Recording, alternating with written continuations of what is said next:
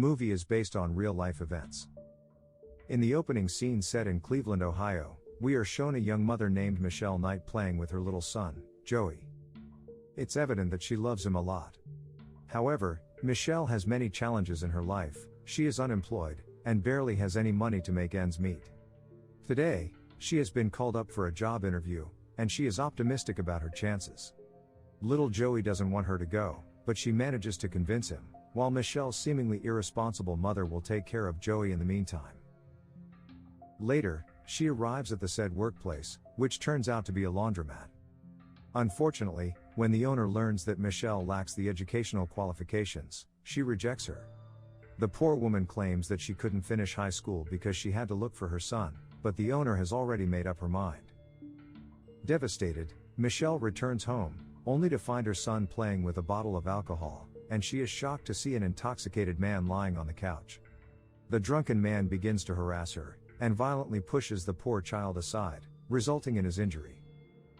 At the hospital, a doctor finds signs of abuse on Joey's body, so Michelle is summoned for an interrogation by social services. She tries to lie that her son fell down the slide, and it led to his injuries. However, the officer is having none of it, and her beloved son will be temporarily removed from her custody, until she can improve her living conditions. The scene then cuts to several days later, where Michelle meets with her school friend, Emily. Michelle reveals that she has already left her mom's dilapidated house, and is currently living with her cousin. Because of this, she is hopeful that she can take Joey soon. Michelle also talks about her hearing date, and as the two friends converse, Emily's father arrives to pick her up. In the next scene, we see Michelle preparing herself for the court hearing, right when she gets a call from her mother. The irresponsible woman says that she won't be able to drive her to court as she lost track of time. Michelle doesn't have the time to complain as the hearing is about to begin in 3 hours, so she resorts to walking all the way to the court, without knowing the address. After wandering around the streets for a few hours, Michelle is still unable to find the location, so she heads inside a store to ask for directions. She asks the cashier about the same, but he is unable to help her. Just then, Michelle encounters Emily's dad, Ariel, who claims that it will take around 45 minutes to reach the court by foot. This makes Michelle panic as she only has 30 minutes left on the clock, so Ariel offers to drive her there in his truck. The woman is relieved to have finally found a ride, and Ariel leads her to his truck. But before they can commence their journey, Ariel reveals that his dog recently gave birth to a litter, so she can take one of the puppies and give it to her son. Michelle is hesitant about the idea, as she's getting really late, but Ariel keeps on insisting, and so she agrees. Upon their arrival, he shows her the mother dog, which has been chained in the backyard, and he claims that the puppies have been kept upstairs. Michelle is clearly uncomfortable to go inside, but she has no other choice. She notices that his place is disorganized and dirty, so Ariel explains that he lives alone, and he doesn't get much time for decorations. He then leads her to the second floor, assuring her that the puppies are kept there. However, once inside a room, sensing the imminent danger, Michelle attempts to escape, but it's too late.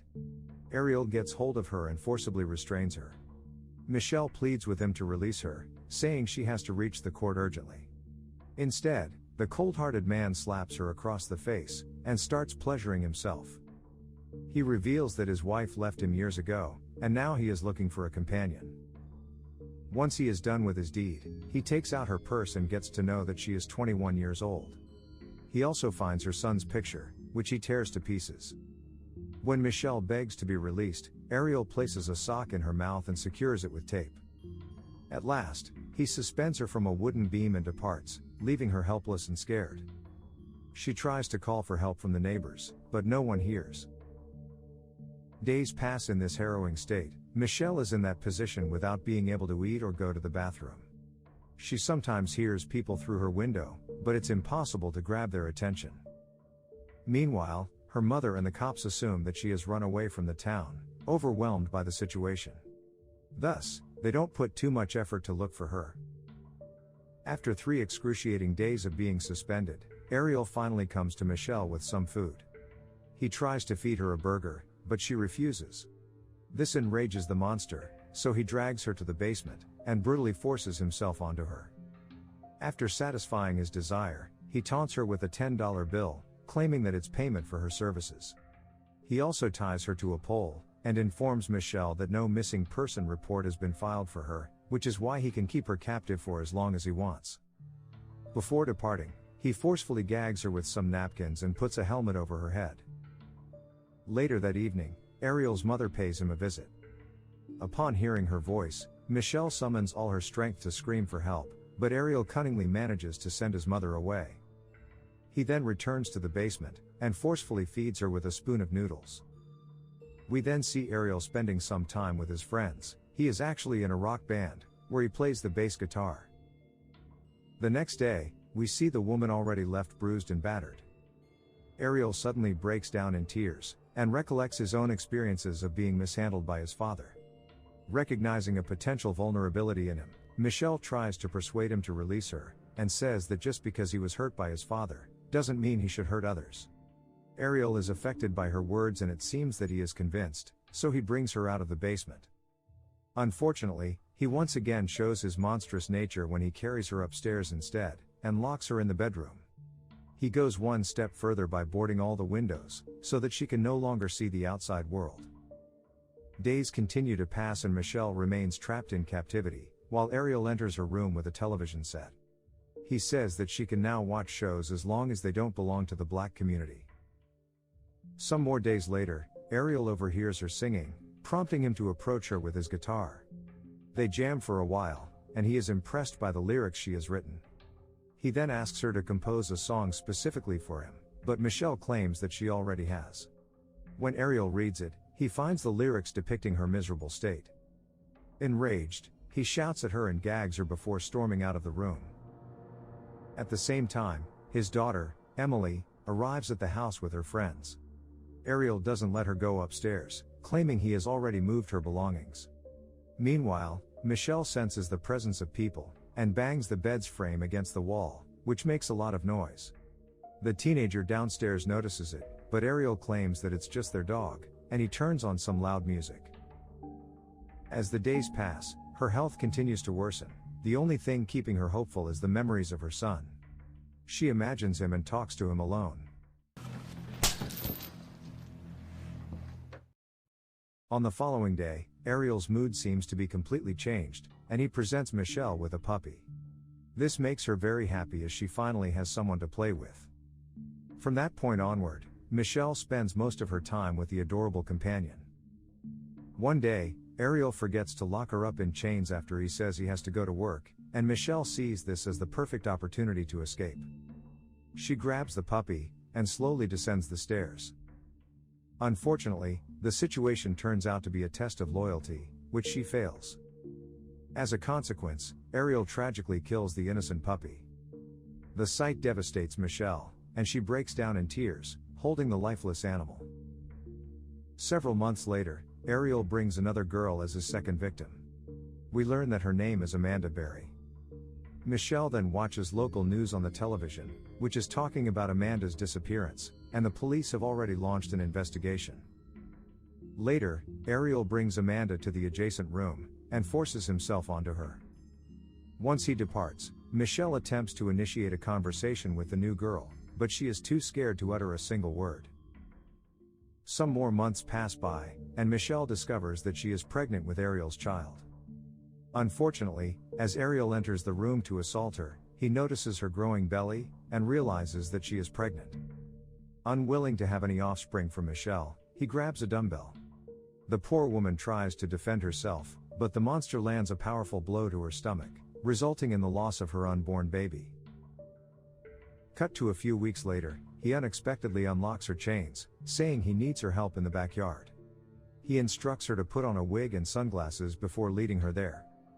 While they work, Michelle spots an elderly neighbor, and attempts to signal him for help. Later in the evening, Michelle is relieved to hear a police siren approaching, but it turns out that the cops are only there to stop the neighbor's fight, implying that the previous elderly man failed to understand her signal. Overwhelmed by despair, Michelle reaches a breaking point that night, and decides to end it all. But just when she is about to do it, she remembers her son. Several months later, Michelle pastes a cutout of the number 5 on her wall, as it is her son's 5th birthday today.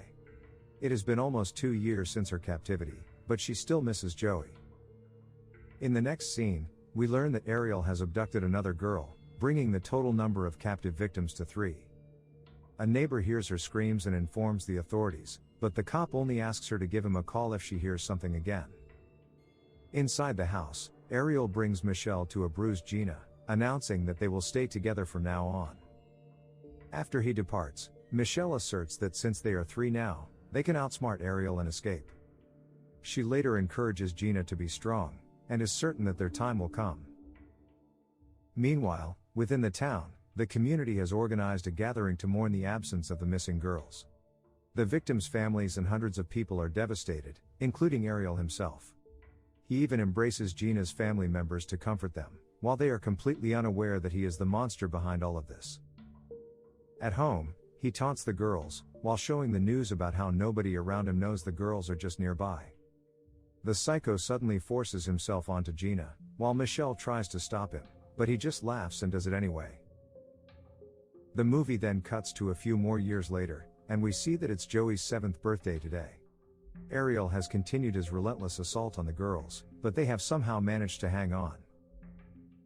Days pass, and they see the news of Amanda's mother's passing due to a heart attack. This breaks her mentally, and she loses all hope of escape.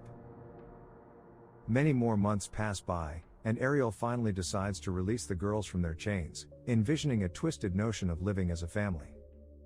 During a meal together, he shocks everyone by revealing that Amanda is pregnant with his child, and that he has chosen to keep it. How's that to ring in the new year, huh? In the next scene, Amanda goes into sudden labor, catching everyone off guard. Ariel instructs Michelle to carry out the delivery process, threatening to shoot her if anything goes wrong. Amanda screams at the top of her lungs, and to mask it, Ariel blasts loud music on the radio. After a lot of struggling, Michelle eventually delivers the baby, and this delights the monster Ariel. Others may be happy, but it is unfortunate that the baby is being born in such a location and condition. The movie fast forwards by several years, and we see a montage of the little girl growing up. Everyone loves her a lot, and she is named Jocelyn. She regards Michelle and Gina as her aunts, oblivious to her father's dark side. All the girls are around to roam inside the house freely, but they are strictly prohibited from venturing outside. Meanwhile, Michelle still misses her son Joey, and she is still celebrating his birthdays. She has put up the number 14 on the wall, indicating that her little son is already 14 years old. As time passes, we learn that the psycho is having trouble getting a job, which could lead to the loss of his home. Here the little girl complains why her aunts can't go outside to walk in the park with her. She starts screaming and annoys the father. He gets angry, puts his hand over her mouth, and orders the mother to shut the girl up.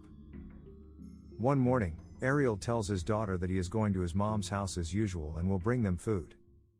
But as he drives away, Jocelyn notices that he forgets to lock the main gate, so she informs her mother about it.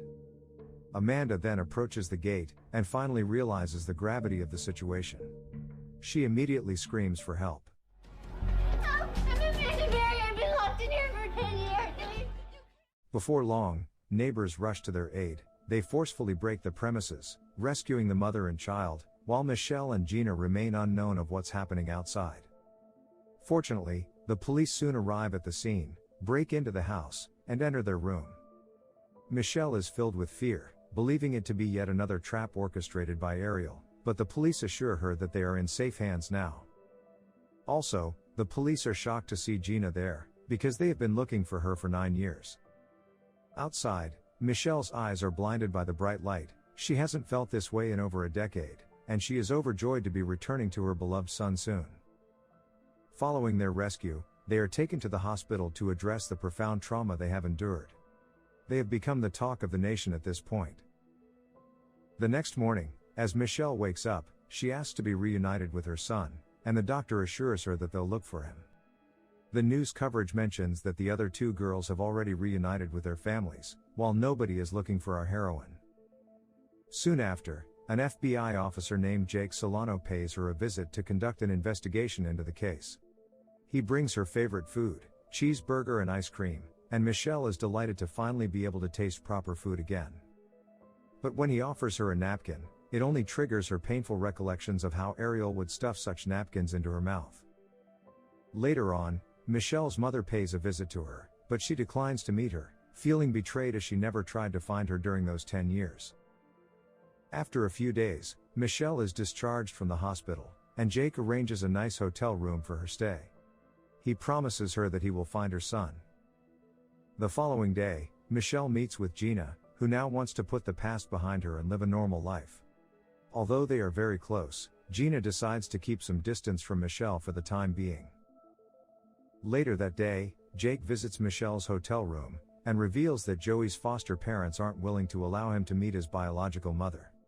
They also refuse to share a photograph of Joey, to avoid Michelle having contact with them altogether.